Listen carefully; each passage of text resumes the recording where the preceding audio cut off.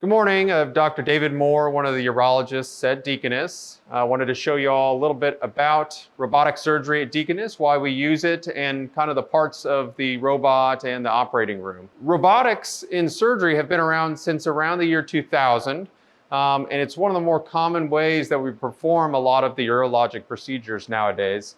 The vast majority of prostatectomies, which may be a procedure that you're having, are performed robotically. So why do we use the robot? Namely, for patients, it reduces blood loss, reduces the risk of blood transfusions, it reduces the length of stay, how many days you have to stay in the hospital, and it makes the incisions much smaller, so the recovery time is much quicker. It's also easier for surgeons, easier on surgeons, I should say. Previously, we would have to contort our bodies in very odd directions in order to do some of these surgeries. And now with the robot, it's more ergonomic and it allows for longer surgeon careers. Finally, it allows us to be much more precise. The camera that you'll see magnifies 10 times, and it's put into our vision in 3 dimensions. And so it allows us to microscopically view different structures and be much more precise during that surgery. So I'm going to show you a little bit about the parts of the robot. There are 3 parts. There's the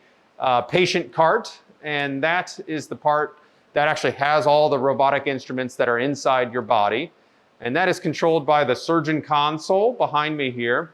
The surgeon console is where I would sit and use my hands and feet to control the various parts of the robot, the instruments, and their various functions. And then of course there's the video tower that has all the equipment necessary and where we plug in the various instruments and the camera, and other staff can see what's going on.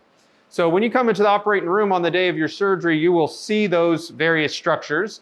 You also see the bed where you will lay for the surgery, and then the big anesthesia machine where the anesthesiologist will sit for the entirety of your surgery and provide anesthesia. So hopefully you all have learned a little bit more about robotics and robotic surgery at Deaconess. And now you've seen a tour of the room where you'll be having your surgery.